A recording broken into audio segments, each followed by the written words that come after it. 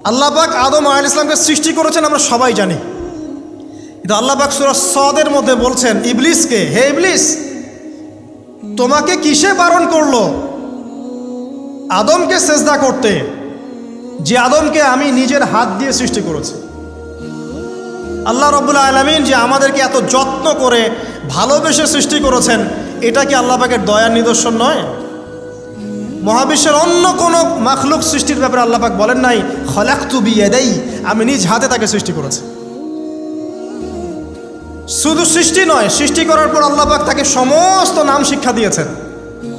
এই যে জ্ঞান শিক্ষা দেওয়া, জ্ঞান, এটা আল্লাহ পাকের সবচেয়ে বড় নিদর্শনগুলোর মধ্যে অন্যতম। এবং আল্লাহ পাকের সবচেয়ে বড় দয়া, আমার মত এটা, মানব জাতির উপরে আল্লাহ পাকের সবচেয়ে বড় দয়াটা হচ্ছে কি জানেন? আল্লাহ পাক আমাদেরকে জ্ঞান শিক্ষা দিয়েছেন, ওহী নাজিল করেছেন। এটা সব কিছুর ঊর্ধ্বে। কারণ আপনি তওবা করবেন, জ্ঞান লাগবে। নামাজ পড়বেন, জ্ঞান লাগবে। রোজা রাখবেন, জ্ঞান লাগবে। জাকাত দিবেন, ইলম লাগবে। আপনি দিনের যে কোনো আমল করেন, ইলম লাগবে। জান্নাত জাহান্নামের পথ খুঁজে পেতে হলে ইলম লাগবে। দেশ চালাবেন, ইলম লাগবে। অর্থনীতি চালাবেন, ইলম লাগবে। ইলম ছাড়া কিছু নাই, ইলমের উপরে কিচ্ছু নাই। এই ইলমটা আল্লাহ পাক কাকে শিক্ষা দিয়েছেন? আদম আলাইহিস সালামকে। আমরা তো শিখেছি সমাজবিজ্ঞান বইগুলোতে যে আমাদের পূর্বপুরুষরা নাকি গুহায় থাকতো আর গাছের ছাল পাতা খেয়ে থাকতো, তাই না? লতা পাতা খেয়ে থাকতো, গাছের ছাল পাতা খেয়ে পোশাক পরতো আর কি। বোগাস, ডাহা, মিথ্যা কথা। আল্লাহ রাব্বুল আলামিন সূরা বাকারা এবং সূরা আরাফ পড়ে দেখেন, আল্লাহ পাক বলছেন যে আদম আলাইহিস সালামকে আল্লাহ পাক সমস্ত নাম জ্ঞান শিক্ষা দিয়েছেন। মহাবিশ্বের যে প্রয়োজনীয় জ্ঞানগুলো আছে সেগুলো আল্লাহ পাক আদমকে শিখিয়েছেন আলাইহিস সালাম। ওয়াল্লামা আদামাল আসমাআ কুল্লাহা, আল্লাহ পাক আদমকে সমস্ত নাম শিক্ষা দিয়েছেন। আমাদের পিতা মাতারা মূর্খ ছিলেন না, তারা সৃষ্টি থেকেই জ্ঞানী ছিলেন।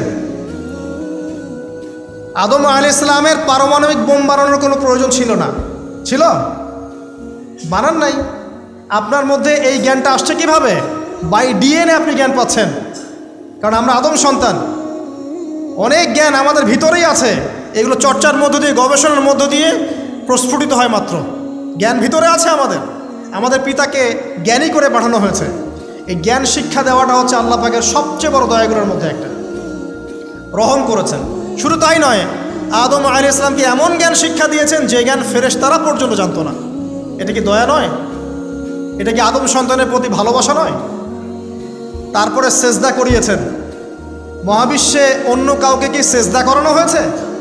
কোরআনে কি এমন কোনো দলিল আছে যে আদম আলাইহিস সালাম ছাড়া অন্য কাউকে সব ফেরেশতারা সেজদা করেছেন?